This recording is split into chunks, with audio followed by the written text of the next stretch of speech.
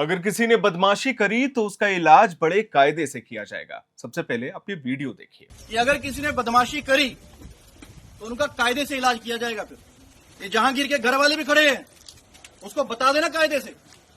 ये बार बार जो खबरें आ रही हैं कि उसके लोग धमका रहे हैं, तो फिर अच्छे से खबर लेंगे, फिर बाद में रोना पछताना मत। আজকের ওরা অনেক খেলা দেখাচ্ছে, তা খেলা তো ওরা শুরু করেছে, শেষটা কিন্তু আমরা করব। খেলা তো ওরা শুরু করেছে, কিন্তু শেষটা আমরা করব। पश्चिम बंगाल की चुनावी राजनीति इस समय कैसे मोड़ पर खड़ी है, जहां हर दिन नया विवाद, नया आरोप और नया वीडियो पूरे माहौल को और भी ज्यादा गर्म कर रहा है। लेकिन इस बार जो दृश्य सामने आए हैं उसने सिर्फ बंगाल ही नहीं बल्कि पूरे देश का ध्यान अपनी ओर खींच लिया है। क्या है पूरा मामला, चलिए आपको विस्तार से बताते हैं। चुनाव ड्यूटी पर तैनात एक आईपीएस अधिकारी जिनका नाम है अजय पाल शर्मा, जिन्हें उनके सख्त रवैये और एनकाउंटर स्पेशलिस्ट की छवि के लिए जाना जाता है, उन्होंने तृणमूल कांग्रेस के उम्मीदवार जहांगीर खान को लेकर ऐसा रुख अपनाया जिसने बंगाल की राजनीति में सीधा भूचाल ला दिया है। हम आपको बता दें, मामला फाल्टा विधानसभा क्षेत्र का है, जहां स्थानीय लोगों ने शिकायत की कि तृणमूल कांग्रेस के उम्मीदवार जहांगीर खान और उनके समर्थक मतदाताओं को धमका रहे हैं, लोगों पर दबाव बना रहे हैं और चुनाव को प्रभावित करने की कोशिश कर रहे हैं। जब ये शिकायतें बढ़ी तो चुनाव आयोग की ओर से पुलिस ऑब्जर्वर अजय पाल शर्मा खुद मौके पर पहुंचते हैं। इलाके में पहुंचने के बाद स्थिति और भी ज्यादा दिलचस्प हो गई, क्योंकि स्थानीय पुलिस और आसपास के लोग पहले जहांगीर खान के घर की सही जानकारी देने से बचते नजर आए, लेकिन अजय पाल शर्मा ने खुद सर्च अभियान चलाया और आखिरकार जहांगीर खान के घर तक पहुंच गए। वहां पे जहांगीर खान खुद मौजूद नहीं थे, लेकिन उनके परिवार और करीबियों के सामने अजय पाल शर्मा ने बेहद सख्त शब्दों के साथ चेतावनी दी कि जहांगीर को समझा देना, अगर वोटरों को धमकाने, डराने या फिर बदमाशी की शिकायत दोबारा मिली तो सख्त कार्रवाई की जाएगी। उनका लहजा इतना कड़ा था कि यह वीडियो कुछ ही घंटों में सोशल मीडिया पर बड़ी तेजी से वायरल हो गया। इस बयान ने बंगाल की राजनीति में एक बड़ा संदेश दिया है कि इस बार चुनाव आयोग डर और दबाव की राजनीति को हल्के में नहीं ले रहा और उसके मूड में भी नहीं है। लेकिन कहानी का दूसरा पहलू भी है। शर्मा ने यह साफ कहा है कि लगातार शिकायतें मिल रही हैं कि लोगों को डराया जा रहा था और अगर यह जारी रहा तो कार्रवाई तय होगी। अब इस पूरे घटनाक्रम के बाद भाजपा ने इसे लोकतंत्र की रक्षा और निष्पक्ष चुनाव की दिशा में बड़ा कदम बताया है। अब आपको बता दें, बीजेपी आईटी सेल प्रमुख अमित मालवीय ने खुलकर अजय पाल शर्मा का समर्थन किया और कहा कि यह संदेश साफ है कि अब डर, धमकी और राजनीतिक गुंडागर्दी नहीं चलेगी। पश्चिम बंगाल में भाजपा ने इसे कानून व्यवस्था की सख्ती और निष्पक्ष चुनाव की शुरुआत बताया है, लेकिन वहीं दूसरी तरफ तृणमूल कांग्रेस ने इस पूरे मामले को राजनीतिक एजेंडा करार दिया है।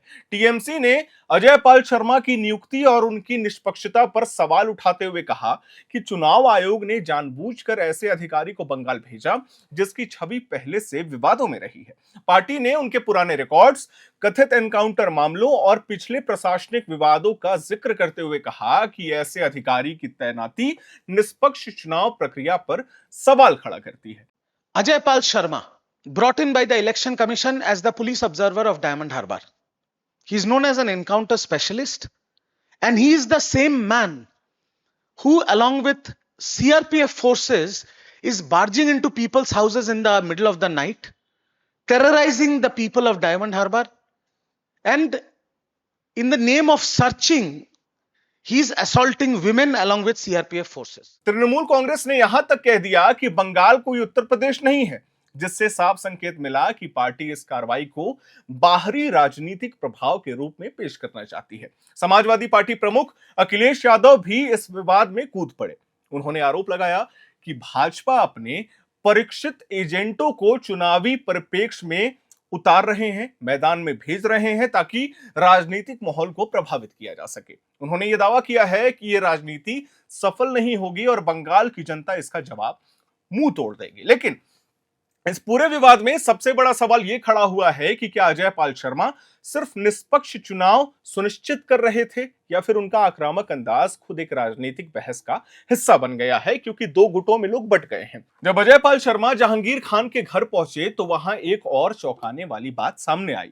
उन्होंने पाया कि उम्मीदवार के घर पर 14 पुलिसकर्मी तैनात थे, जबकि आधिकारिक रिकॉर्ड्स के मुताबिक उन्हें वायु श्रेणी सुरक्षा के तहत केवल 10 सुरक्षा कर्मी मंजूर थे, यानी कि अतिरिक्त 4 पुलिसकर्मी वहां मौजूद थे।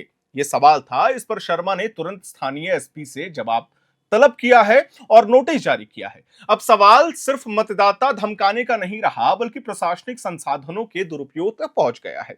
क्या सत्ता पक्ष के उम्मीदवार को जरूरत से ज्यादा सुरक्षा दी जा रही थी? क्या सरकारी मशीनरी का इस्तेमाल चुनावी प्रभाव के लिए हो रहा था, या फिर ये एक स्थानीय प्रशासन की अतिरिक्त व्यवस्था थी? इन सवालों के जवाब अभी पूरी तरीके से सामने नहीं आए हैं, लेकिन इतना तो तय है कि इस घटना ने बंगाल चुनाव को और भी ज्यादा संवेदनशील बना दिया है। कल मतदान होने हैं, कल दूसरा चरण का मतदान है।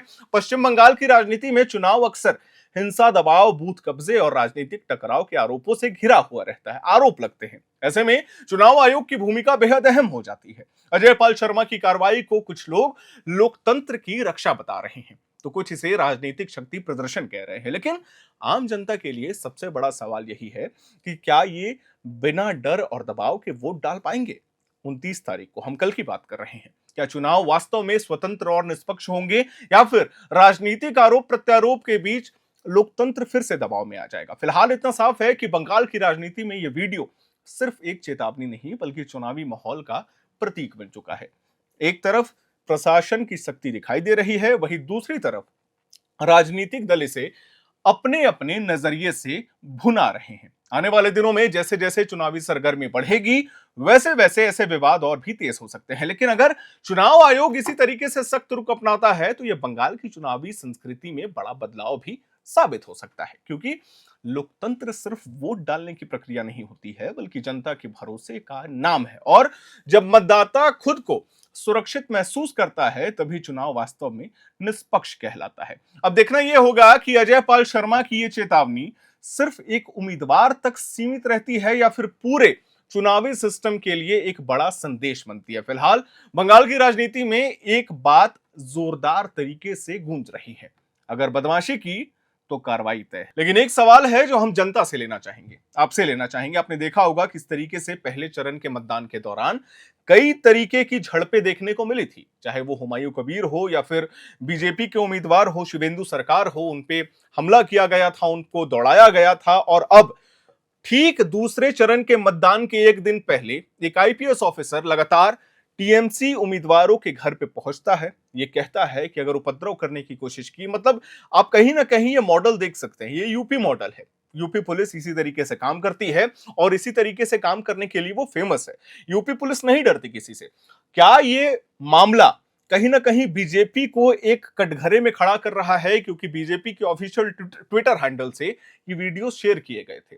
बीजेपी के कई बड़े बड़े नेता जो हैं वो ये वीडियोस अजय पाल शर्मा के शेयर कर रहे थे। अखिलेश यादव ने भी इस पर प्रतिक्रिया दी है, बाकायदा तृणमूल कांग्रेस ने भी इस पर रिएक्शन दिया है।